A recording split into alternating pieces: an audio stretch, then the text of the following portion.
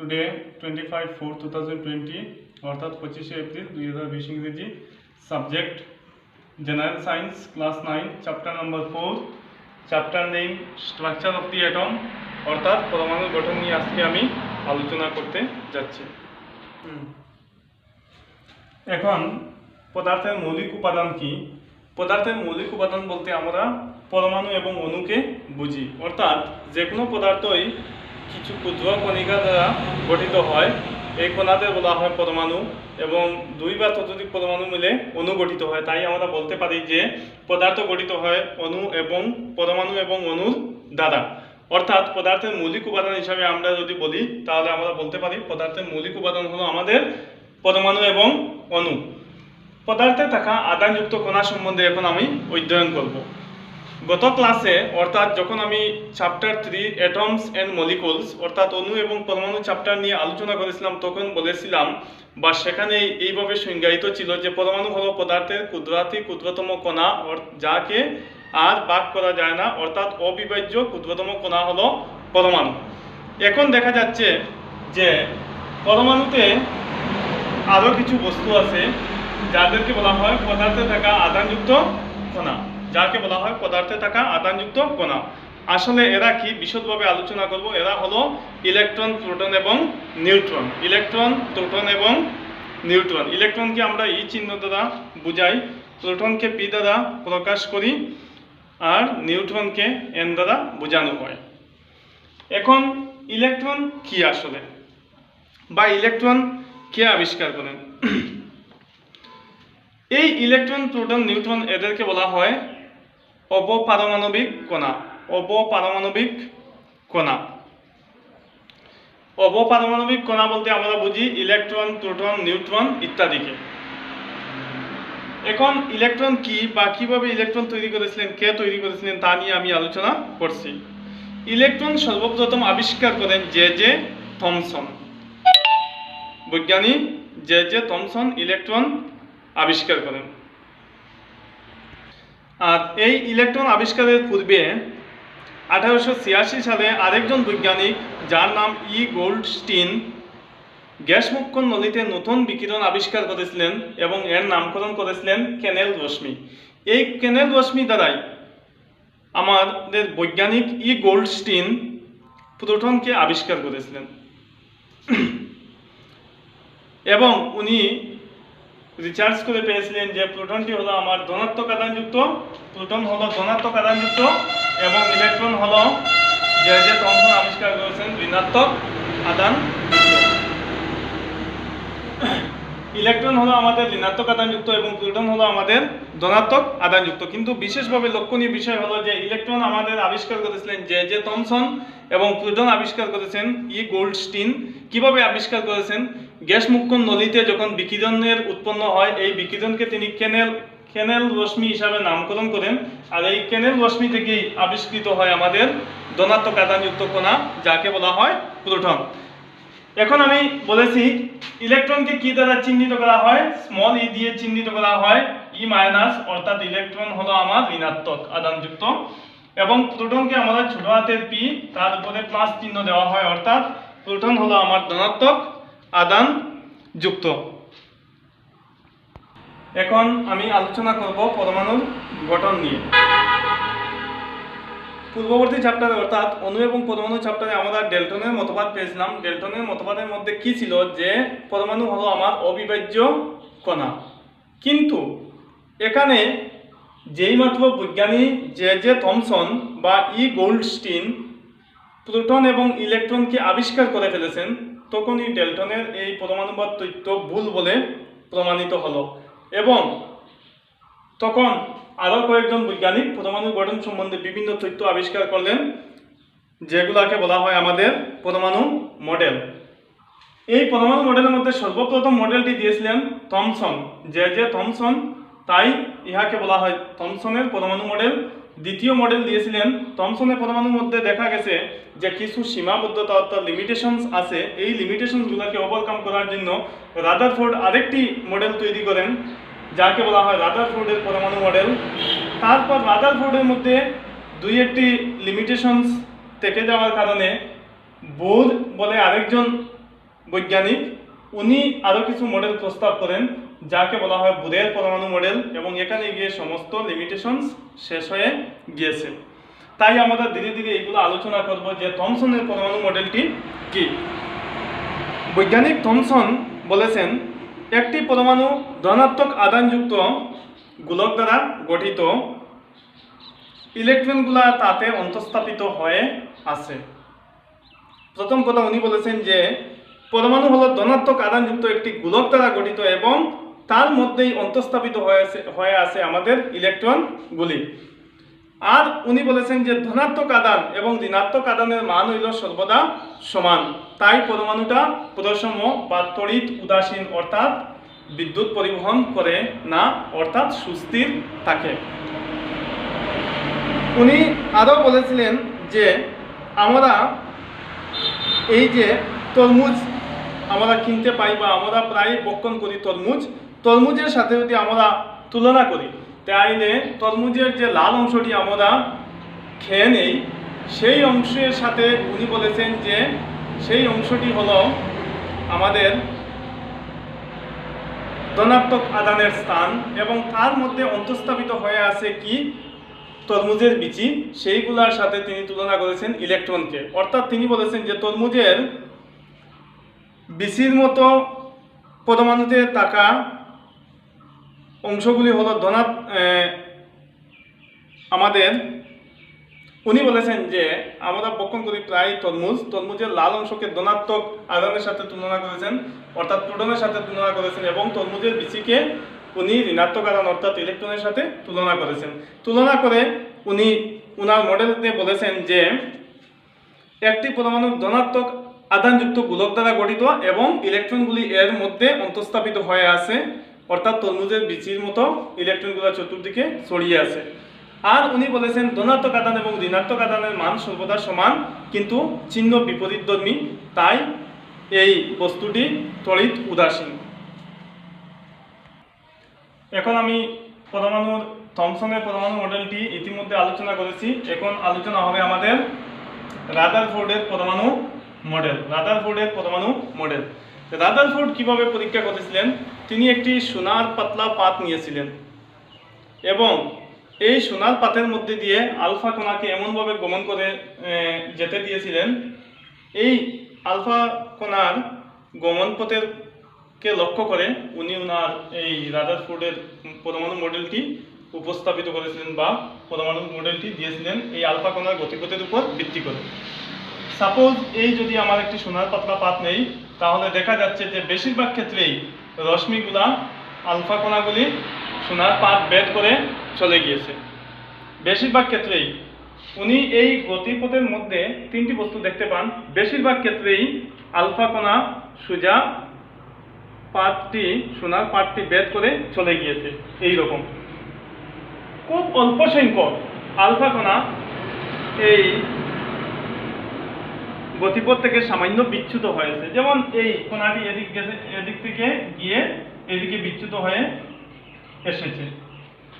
আর এইভাবে তিনি প্রায় 1200 আলফা কণাকে গমন করেছিলেন সোনার পাতের মধ্য দিয়ে, কিন্তু এর মধ্যে দেখা যাচ্ছে যে একটি আলফা কণা যে পথ দিয়ে গেছিল সেই পথ দিয়ে ফিরে আসে। তো এখানে তিনি পুরো পরীক্ষার মধ্যে তিনটি লক্ষণ পেয়েছেন। বেশিরভাগ ক্ষেত্রেই আলফা কণা সোনার পাতলা পাত ভেদ করে চলে গিয়েছে, কিছু অল্প সংখ্যক আলফা কণা তার গতিপথ থেকে বিচ্যুত হয়ে ফিরে এসেছে, এবং একটি 1200 পরীক্ষার মধ্যে 1200 আলফা কণার মধ্যে দেখা গিয়েছে যে একটি আলফা কণা নিজ পথে ঘুরে এসেছে। এই যে পরীক্ষা থেকে তিনি তিনটা সিদ্ধান্তে উপনীত হয়েছিলেন। প্রথম সিদ্ধান্তটি হলো যে পরমাণুর বেশিরভাগ আলফা কণা যেহেতু সোনার পাতকে ভেদ করে চলে গিয়েছে, সেই থেকে তিনি এই সিদ্ধান্তে উপনীত হন যে সোনার পাতের মধ্য দিয়ে সোজা বেরিয়ে গিয়েছে, কোনো বিচ্যুতি ঘটে না। এর কারণ হলো পরমাণুর ভিতরে বেশিরভাগ জায়গায় ফাঁকা স্থান। ফাঁকা স্থানের কারণে বেশিরভাগ আলফা কণা সোনার পাতলা পাতকে ভেদ করে চলে গিয়েছে। তারপর দেখা গিয়েছে যে খুব কম সংখ্যক আলফা কণা গতিপথ থেকে বিচ্যুত হয়েছে। এর কারণ কি? তিনি চিন্তা করে এই সিদ্ধান্তে উপনীত হলেন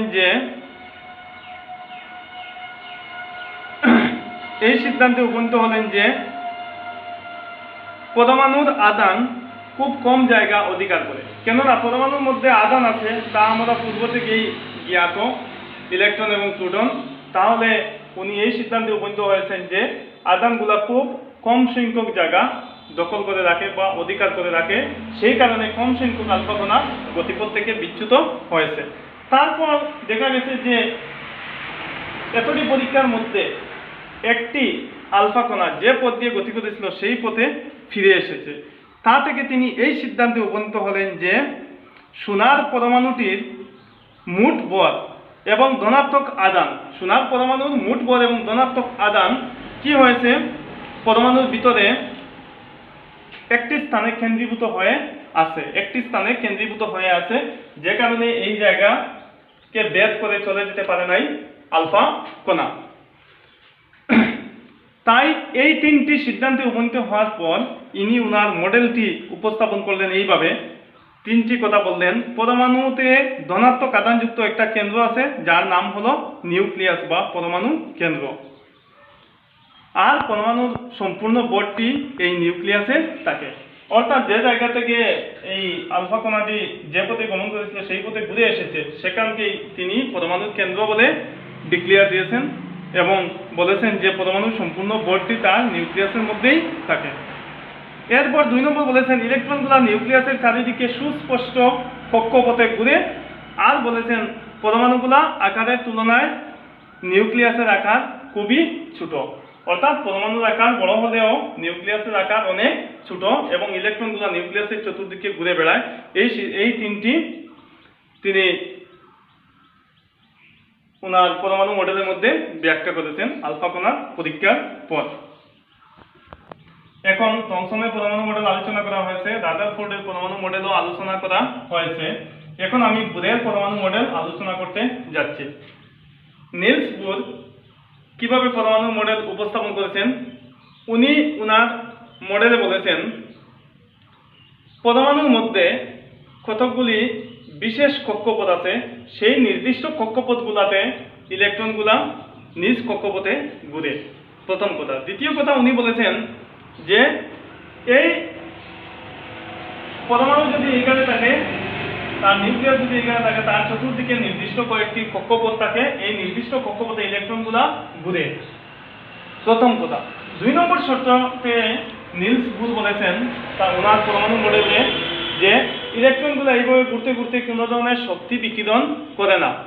যদি শক্তি বিকিরণ করতো তাহলে একসময় নিউক্লিয়াসে এসে পড়তো, কিন্তু উনি ওনার মডেলে বলেছেন যে কোনো ধরনের শক্তি বিকিরণ করে না।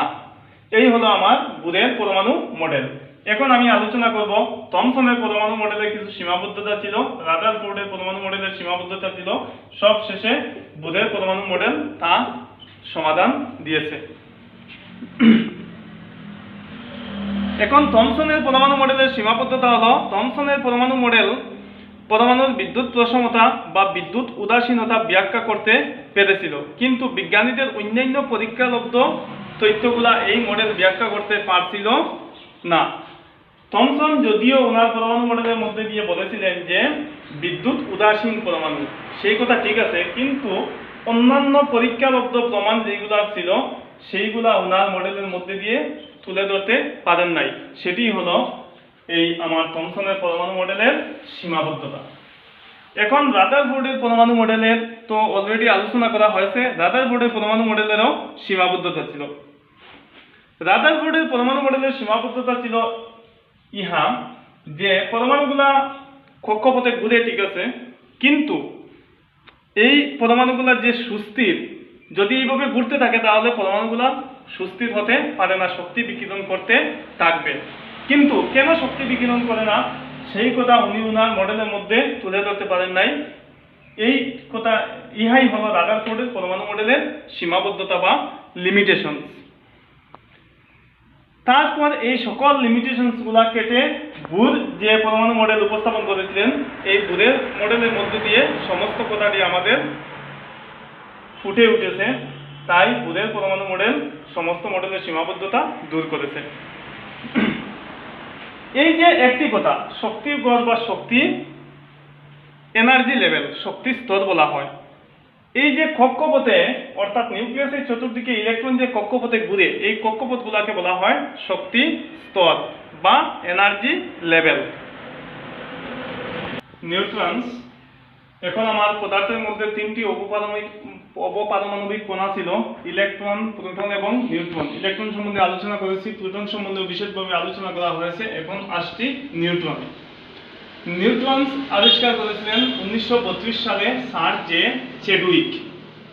বৈজ্ঞানিক জে চেডউইক 1932 সালে নিউট্রন কণাটি আবিষ্কার করেছিলেন।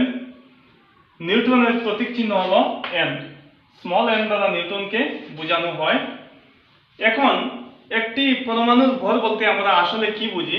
পরমাণুর ভর আসলে হলো পরমাণুর মধ্যে থাকা দুইটি অবপারমাণবিক কণা, প্রোটন এবং নিউট্রনের ভরের সমষ্টি। অর্থাৎ পরমাণুর ভর ইকুয়াল টু নিউট্রনের ভর প্লাস প্রোটনের ভর। এই হলো আমার পরমাণুর ভর। তাই একটি পরমাণুর ভর হিসাবে আমরা বলতে পারি ওই পরমাণুতে থাকা নিউক্লিয়াসের ভর এবং প্রোটনের ভরের সমষ্টিকে ওই পরমাণুটির ভর বলা হয়।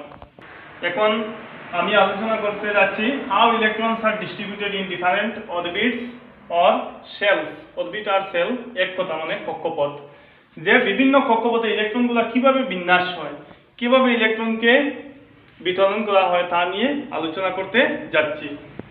এই যে কিভাবে বিন্যাস করা হয় বা কিভাবে ইলেকট্রনকে ডিস্ট্রিবিউট করা হয় অরবিটের মধ্যে, এইটি যে বৈজ্ঞানিক সূত্র দান করেছিলেন বা এই বিন্যাসটি করেছিলেন, সর্বপ্রথম ওনার নাম, ওদেরকে বলা হয় বুর এবং বুরি।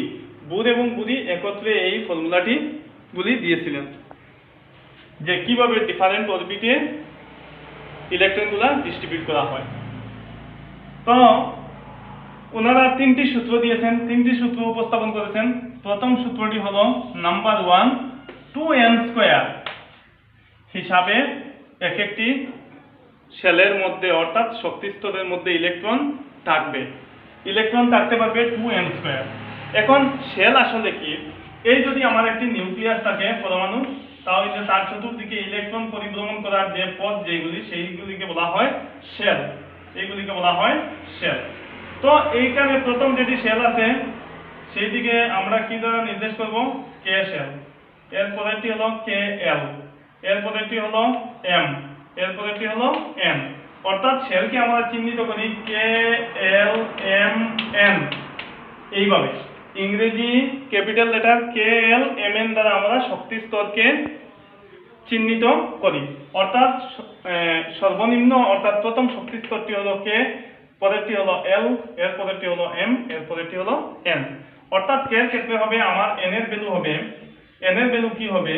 এন ইকুয়াল টু কে এর ক্ষেত্রে হবে 1, এল এর ক্ষেত্রে হবে এন ইকুয়াল টু 2, এম এর ক্ষেত্রে হবে এন ইকুয়াল টু 3, আর এন এর ক্ষেত্রে হবে এম ইকুয়াল টু 4।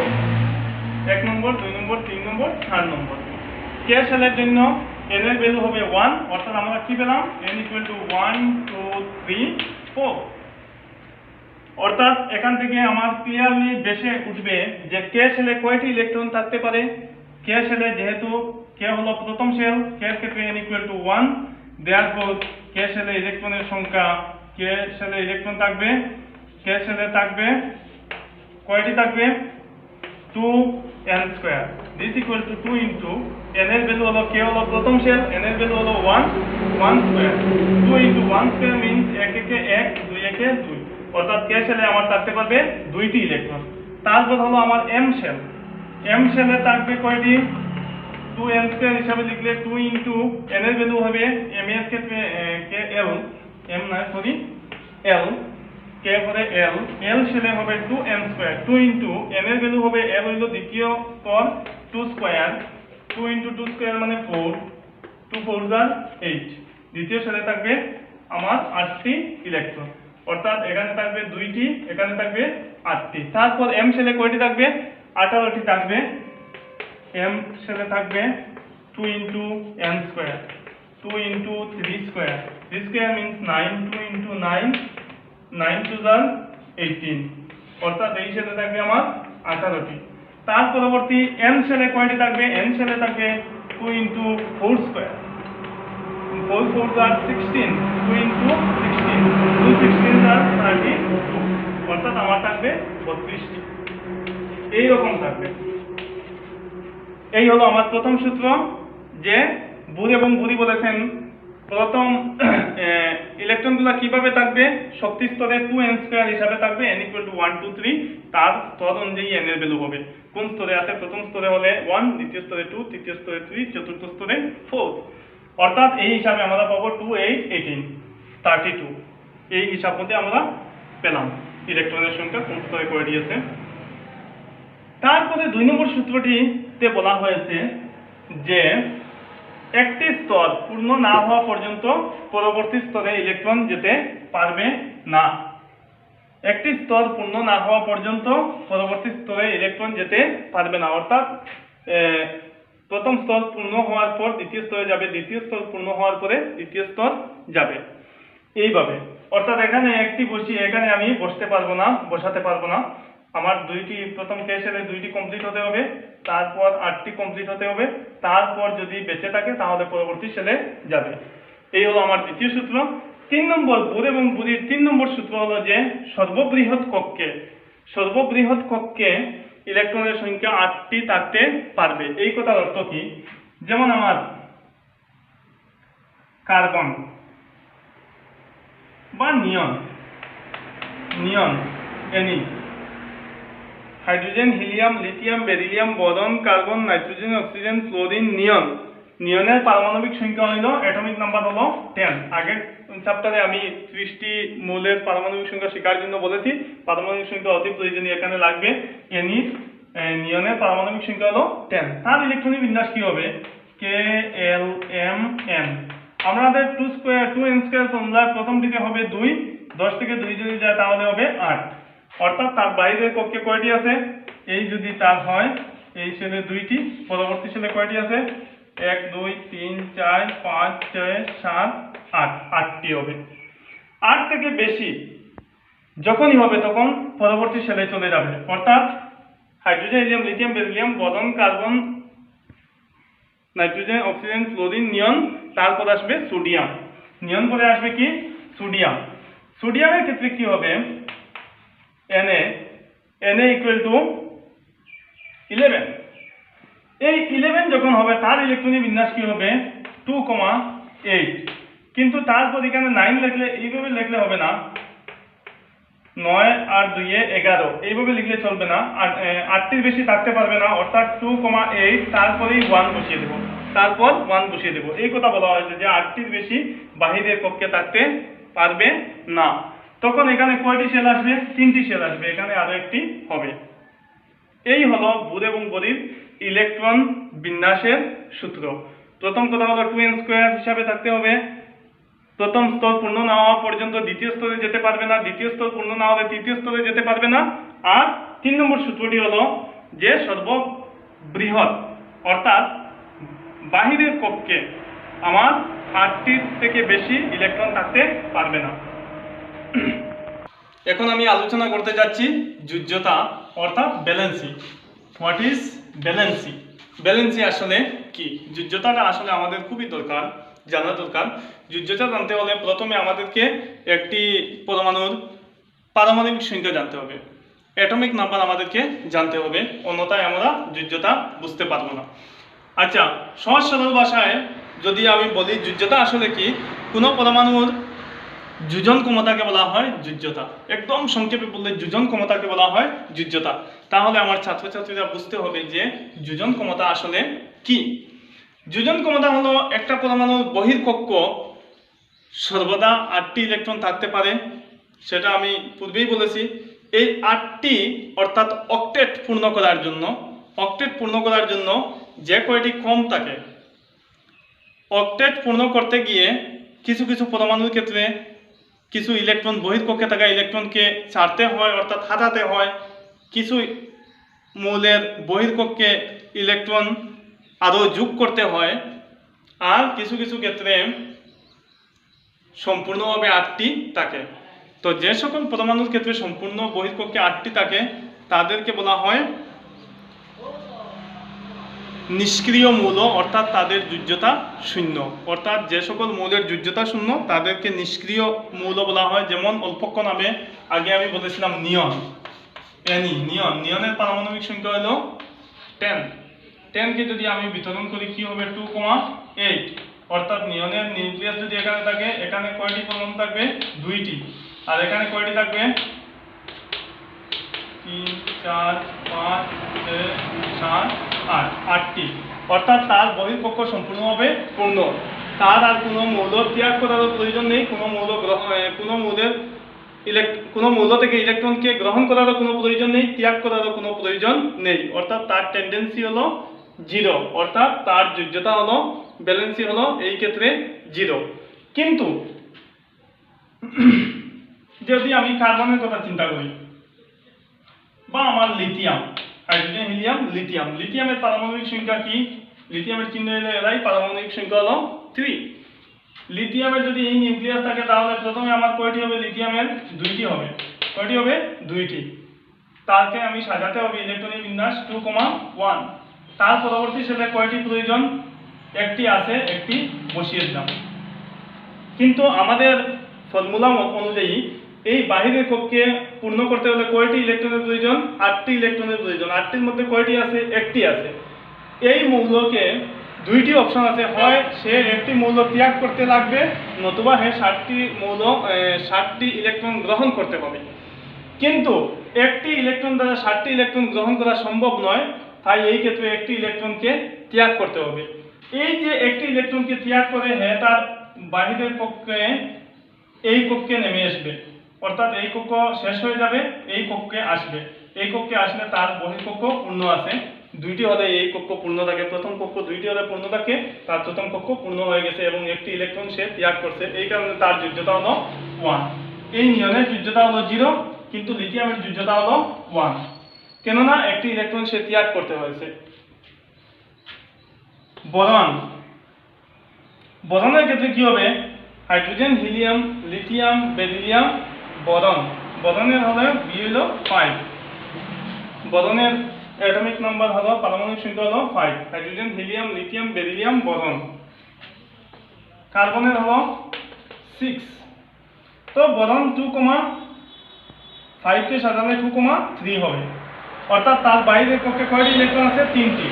তার অক্টেট পূর্ণ করতে হলে তাকে আরো 5টি ইলেকট্রনের প্রয়োজন। 5টি সে আনতে পারবে না, 3টি ছেড়ে দিবে। এই 3 হলো তার, 3টিকে হারাতে হবে, তার যোজ্যতা হলো 3। কার্বনের ক্ষেত্রে কি হবে? 6 কে সাজালে আমরা পাই 2,4। তার বাইরের কক্ষে কয়টি ইলেকট্রন আছে? 4টি। এই 4টি ইলেকট্রন সে আরো 4টি গ্রহণ করতে হবে, নতুবা 4টি ত্যাগ করতে হবে। এই কারণে তার যোজ্যতা হলো, কার্বনের যোজ্যতা হলো 4। নাইট্রোজেনের পারমাণবিক সংখ্যা হলো 7। 7 কে সাজালে আমরা কি পাই? 2,5। অর্থাৎ এখানে বাইরের কক্ষে কয়টি ইলেকট্রন আছে? 5টি। তাকে আর কয়টি প্রয়োজন? 8টি পূর্ণ করতে হলে 3টি ইলেকট্রনের প্রয়োজন। সে 5টি ত্যাগ না করে 3টি গ্রহণ করবে। তাই আমি বলেছিলাম যে যোজ্যতা হলো, দেখো এখানে 3টি গ্রহণ করতে হবে, আর এতক্ষণ আমাদেরকে ত্যাগ করতে হয়েছে। এখানে এসে ত্যাগ করার প্রয়োজন নেই, সমযোজী বন্ধন হবে, সহযোগিতার মাধ্যমে হবে। এখানে ঠিক মিডিল পয়েন্টে এসেছে, এইচের ঠিক মিডিলে এসেছে, কিন্তু যখন মিডিল ত্যাগ করে যাবে, উপরে চলে যাবে, তখন তাকে কি করতে হবে? আনতে হবে। 5টি সে কখনো ত্যাগ করবে না, সে আরো 3টি সংগ্রহ করবে। এই ক্ষেত্রে 3 হলো তার যোজ্যতা। এতক্ষণ বোঝার পর সহজ সরল ভাষায় আমি বলছি যে যোজ্যতা আসলে কি? যোজন ক্ষমতা, অর্থাৎ কয়টি ইলেকট্রন ত্যাগ করতে হবে, নতুবা কয়টি ইলেকট্রন গ্রহণ করতে হবে, এই হলো আমার যোজ্যতা। তাইলে যোজ্যতা বাহির করার একটি নিয়ম আছে, ছাত্রছাত্রীকে আমি নিয়মটি বলে দিচ্ছি যে তোমরা যোজ্যতা কিভাবে বের করবে। সহজ সরল ভাষায় যোজ্যতা বের করতে পারবেন। যেমন সোডিয়ামের যোজ্যতা কত? সোডিয়ামের পারমাণবিক সংখ্যা জানতে হবে 11। 11 কে তোমরা ইলেকট্রনে বিন্যাস করতে হবে 2,8। 8 এর 2 এ 10, 1। কে সেলে 2টি, এল সেলে 8টি, এম সেলে 1টি। এই যে 1 আছে, এই 1টি হলো তার যোজ্যতা। মনে রাখবে যোজ্যতা বাইর করার ফর্মুলা হলো যোজ্যতা ইকুয়াল টু কি হবে বহিঃকক্ষে থাকা ইলেকট্রন যোজ্যতা ইকুয়াল টু বহিঃকক্ষে থাকা ইলেকট্রন যদি 1 2 3 অথবা 4 থাকে। যোজ্যতা হলো বহিঃকক্ষে থাকা ইলেকট্রন যদি 1 2 3 4 থাকে। আর আরেকটি ফর্মুলা হলো যোজ্যতা যদি 4 থেকে বেশি থাকে বহিঃকক্ষে, যোজ্যতা ইকুয়াল টু 8 মাইনাস বহিঃকক্ষে থাকা ইলেকট্রন, 8 মাইনাস বহিঃকক্ষে থাকা ইলেকট্রন, 8 মাইনাস বহিঃকক্ষে থাকা ইলেকট্রন। কোন সময়? যদি বহিঃকক্ষে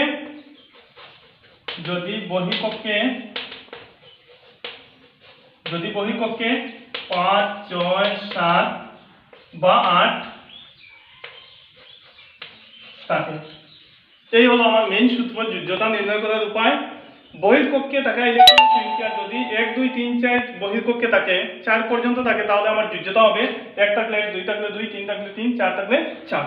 কিন্তু যদি 4 থেকে বেশি থাকে 5 6 7 8 থাকে, তাহলে আমি 8 থেকে এই সংখ্যাটি বিয়োগ করতে হবে। যেমন এইখানে আমার 1 ছিল, হয়ে গেছে। যেমন কার্বনের পারমাণবিক সংখ্যা হলো 6 কে বিন্যাস কি হবে 2,4, ইলেকট্রনের বিন্যাস হবে 2,4। তার বাইরের কক্ষে কয়টি আছে? 4টি আছে। তাহলে এই ফর্মুলার মধ্যে হয়ে গেছে যোজ্যতা ইকুয়াল টু বহিঃকক্ষে থাকা ইলেকট্রন 4 থাকলে 4 হবে তার যোজ্যতা। অক্সিজেনের পারমাণবিক সংখ্যা কত? 8 কে আমরা কিভাবে লিখব? 2,6, 6 আর 2 এ 8, 2,6। তার বহিঃকক্ষে কত আছে? 6 আছে। তখন আমার এই ফর্মুলায় কাজ করবে না, 4 পর্যন্ত হলে যেরকম আছে সেই রকমই হবে যোজ্যতা। কিন্তু 4 থেকে বেশি হলে 5 6 7 8 হলে কি হবে? 8 থেকে এই সংখ্যাটিকে মাইনাস করতে হবে। তখন আমার এই ফর্মুলায় আসলে কি হবে? 8 মাইনাস বহিঃকক্ষে থাকা ইলেকট্রন কত আছে? 6 আছে। 8 থেকে 6 গেলে কি 2। তার যোজ্যতা কত হবে? যোজ্যতা হবে 2।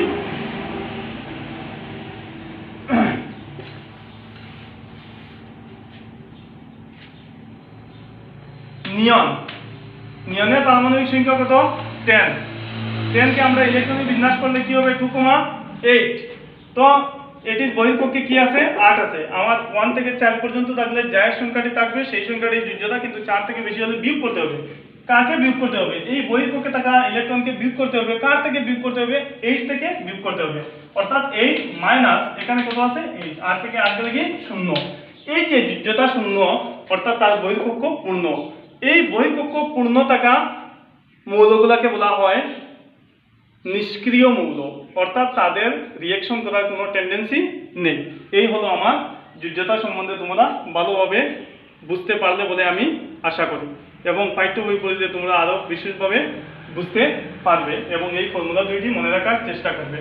এখন হলো ইলেকট্রন ডট চিত্র, যে কিভাবে আমরা ইলেকট্রন ডট চিত্র অঙ্কন করব। যেমন সোডিয়ামের ইলেকট্রন ডট চিত্র অঙ্কন করো, তোমার পরীক্ষায় আসবে যে সোডিয়ামের ইলেকট্রন ডট চিত্র অঙ্কন করো। বইতে আর্গন পর্যন্ত অর্থাৎ 18টি ডট চিত্র অঙ্কন করে দেওয়া আছে। প্রথমে তোমাদেরকে জানতে হবে সোডিয়ামের পারমাণবিক সংখ্যা কত?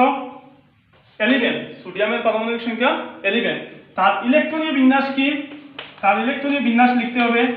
ইলেকট্রনীয় বিন্যাস হলো 2, তারপর পদের কক্ষে থাকতে পারবে 8টি, 8 আর 2 10 হয়ে গেল, 11, একটি বাকি আছে, তার পদের কক্ষে 1টি। এখানে তার নিউক্লিয়াস এইভাবে চিহ্নিত করতে হবে। তারপর প্রথম কক্ষে কয়টি থাকবে?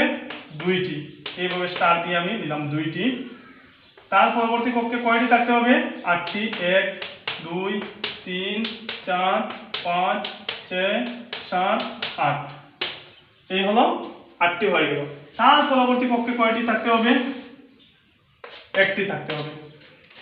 এই হলো সোডিয়ামের ইলেকট্রন ডট চিত্র। ইলেকট্রন ডট চিত্র, সোডিয়ামের ইলেকট্রন ডট চিত্র, ইলেকট্রন ডট চিত্র। তো এইভাবে তোমরা ব্যালেন্সি এবং যোজ্যতা, ইলেকট্রনীয় বিন্যাস, পারমাণবিক সংখ্যা যদি জানা থাকে, তাহলে তোমরা যে কোনো মৌলের ইলেকট্রন ডট চিত্র অঙ্কন করতে পারবে। এই যে দুইটি সংকেত আমি লিখলাম, N14 7 C6 14।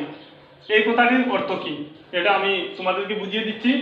এটি হলো আমার মৌলের চিহ্ন, N হলো আমার নাইট্রোজেন, এখানে 7 এবং এখানে 14। এই কথার অর্থ কি? 7 হলো আমার পারমাণবিক সংখ্যা, অর্থাৎ যে কোনো মৌলের গুড়াতে যে সংখ্যাটি থাকবে সেটি হলো পারমাণবিক সংখ্যা। এখানে কার্বনের পারমাণবিক সংখ্যা 6, নাইট্রোজেন